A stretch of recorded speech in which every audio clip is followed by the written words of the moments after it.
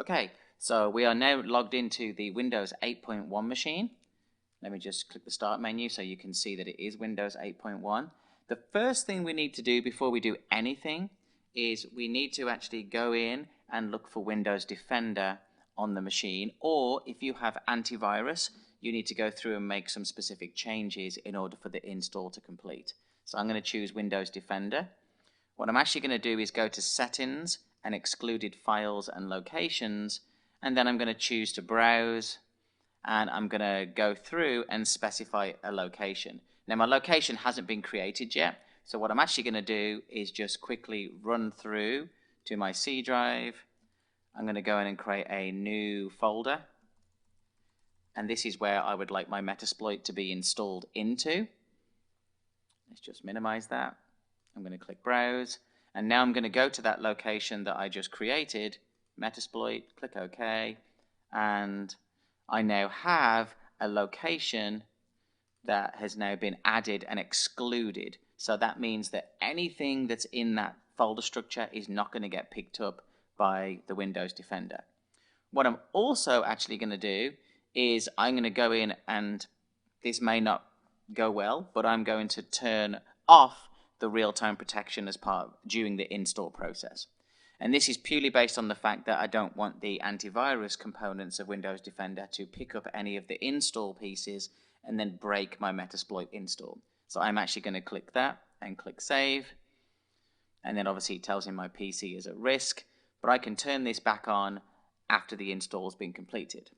Now, if you're using something other than Windows Defender, then you'll need to do something similar, where you'll exclude that directory that you want to install into, and you don't have to do the real-time protection, but I find it's easier doing the install on a Windows machine that way. So let me just minimize that, and let's go to my browser. Now I navigated to rapid7.com, clicked on Products, and then went to Metasploit, and then I'm presented with two options, Metasploit Pro and Metasploit Community. For the purposes of this, we're going to use Community. I would suggest that if you are using Community and you've done everything possible, then maybe Metasploit Pro is an option for you later on. So I'm going to click Download Metasploit. I'm not going to go and complete the form right now, but the form is there for you to complete, which will then send you an email with the license key and the link to the downloads. This link to the downloads will send you here, where you can download the Windows or Linux 64-bit versions or the Windows 32-bit versions. Now I've already downloaded that file, so I'm going to now browse to my downloads file, which is here, and I'm going to run the installer. Now of course I'm using user account control, which is good practice, so of course I'm going to have to say yes for the install. Let me just minimize these windows. And now the installation will continue. So we'll click Next through the wizard. I'll accept the license agreement. And then my directory, if I had created some other directory, I can actually browse backwards and forwards, but I'm using C Metasploit, and this is one of the reasons why you'll notice that I had to do that piece first, because the next message that comes up is disable your antivirus and disable the firewall. Now disable the firewall isn't as important as antivirus for now, but in the future, when you want to use Metasploit and communicate outside of your machine, the Windows firewall may block that traffic coming back in.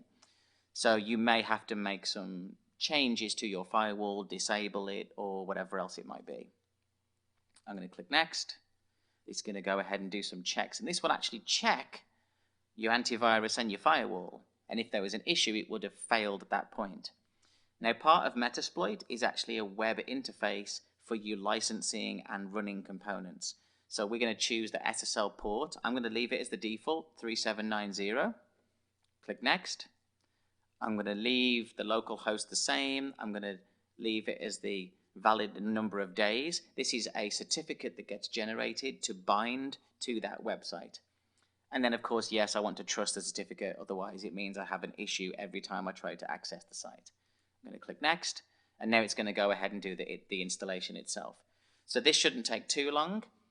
What's going to be installed is it's going to unpack all the files that we need, put them into the location. It will provision as a bunch of services and processes that will allow the website to run, so we can put the key inside of it. It will then also install the console application that we need to use, the terminal components. Now, of course, some of these phrases are obviously normal in Linux, but for Windows, we don't really have that idea of a terminal window as such. So this will install all of those components.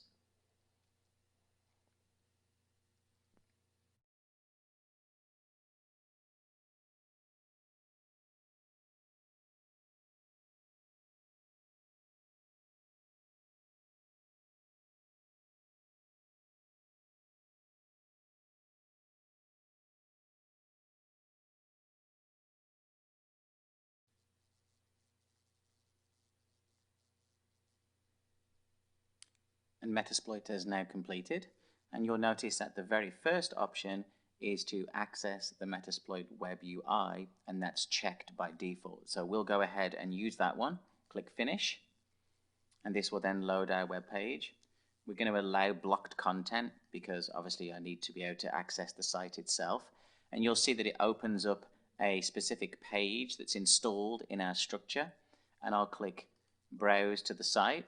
So localhost 3790, and you'll see right here that we're able to go through and configure an account. I am going to use my standard username. Now, of course, be aware that the password is not as simple as if I just type my normal, really simple password and then try to click create account. It'll come back and complain and tell me that you can't use that because the password is a list of common ones or whatever else. So it actually tells you right here, because it's administrator level, it needs a strong password.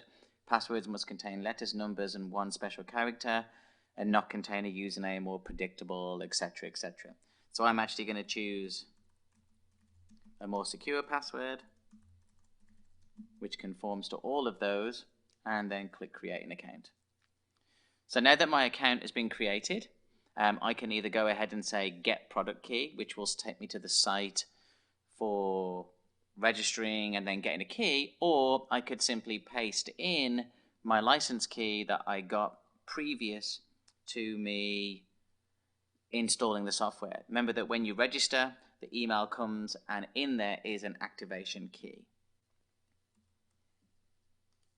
So I'm going to activate my key. Now my key is unique to me, so there's no point taking it and using it for yourself. This is purely for me. And of course, now it says, please restart your Metasploit instance. And so you can see that we have our instance here. We can click into it and we can do all kinds of different things. Now, we're not going to focus on using the web user interface. Though the web user interface is nice, you can do scans, you can connect it to other systems. That's not what we're going to choose. So to complete this installation, I'm just going to minimize the browsers. And what we can do is if we go to the services.msc inside Windows, we'll wait for that to load. And you'll see that we have the Metasploit services running. What we're able to do now is I can actually click to restart the service.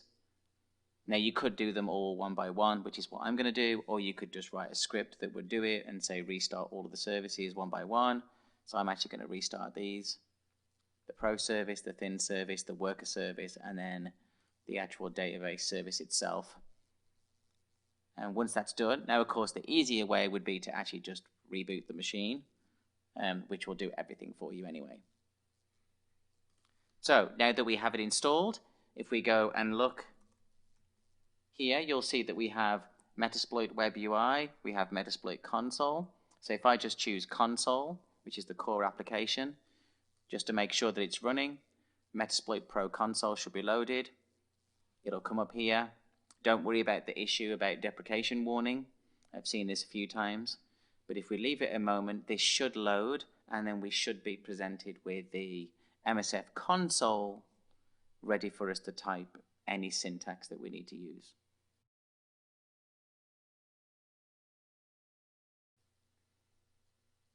And our console is now loaded. And so from here, we can now start typing syntax. And so that's completed the install of Metasploit on a Windows 8.1 workstation. So now let's swap over and perform a similar install on our Ubuntu Linux machine.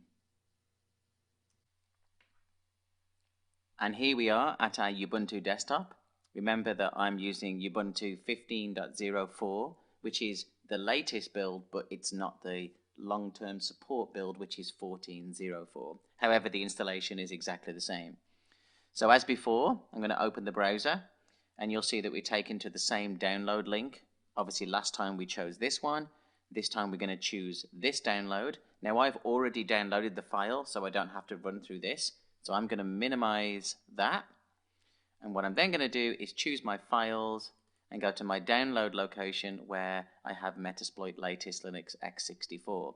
Now, the difference is here, I'm going to be using Linux for the install. So I'm going to open up a terminal.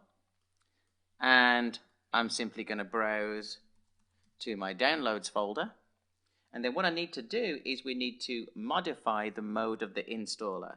Now, we normally use a command called chmod, and I'm going to write some syntax here that's going to allow me to modify and make this installer file, make it executable, so we can actually use that. So once that's been done, I'm then able to run sudo and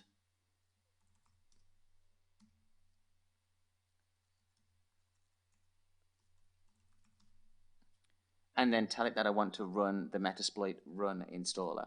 So first off, it's going to ask me for my sudo password. So I'm going to click that.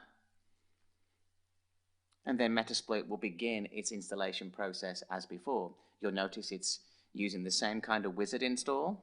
So I'm going to click forward. I accept the agreement. It's going to create me a folder, which is the opt Metasploit. Now, the word of warning again here would be if you have the firewall or antivirus installed on your Linux machine, then this directory will also need to be excluded from those processes.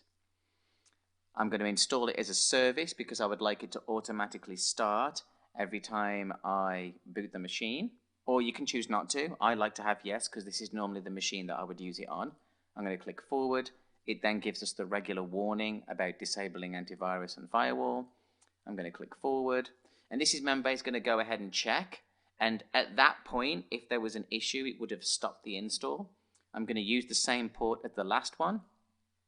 I'm going to choose the same settings, localhost, the trusted certificate, click forward, and then it's going to go ahead and do the same installation that we just did on Windows using the same kind of wizard.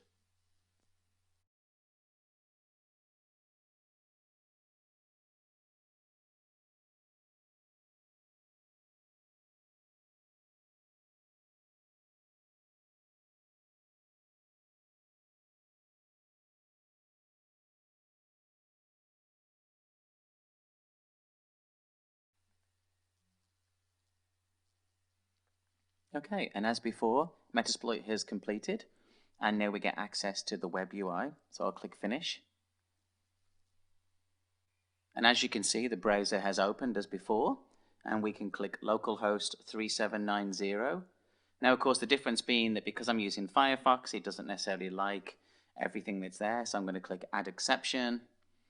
I'm going to confirm the security exception, and this will then load the localhost 3790 site exactly as it did before, where we're able to add an account, same as before, that's used as the administration account for getting into the site.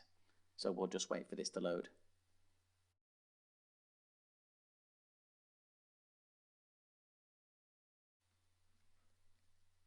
As before, let's add an account.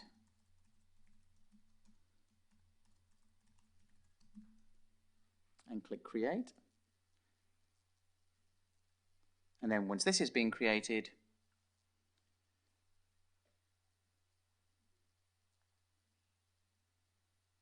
we should then be able to activate using our license key. And here we go. So I'm going to paste my license key back in, click Activate License, and this will then activation is now been done. And of course it then says, please restart a specific system. Now, of course, what's great about using Linux is that I can simply come here and I could open a new terminal, wait for this to load while that one's running in the background, and I could do sudo bash opt Metasploit. Remember, that's the location it was installed. And there's a CTL script that's in there, and I can run restart. Now, of course, it'll ask me for the password again. And what this should do is the control script shall go ahead and restart all of the services and start them back up again so that we're able to use Metasploit. So I'll just wait for that to finish. There we go, the worker, the Metasploit, the pro service, the web interface, and then the database piece are all being restarted and stopped. Okay, almost finished. Okay, we're back. Now what I should be able to do is I can actually go to this directory here and type MSF console. And MSF console should literally do the same as it did on the Windows machine. It says it's starting, it says, oh, hey, you're running it as root. We're not too stressed about that right now, but you'll notice that it's given us the message starting Metasploit, and hey presto, we're able to load Metasploit, ready for us to type syntax. So that completes the installation of Metasploit onto a Ubuntu Linux machine.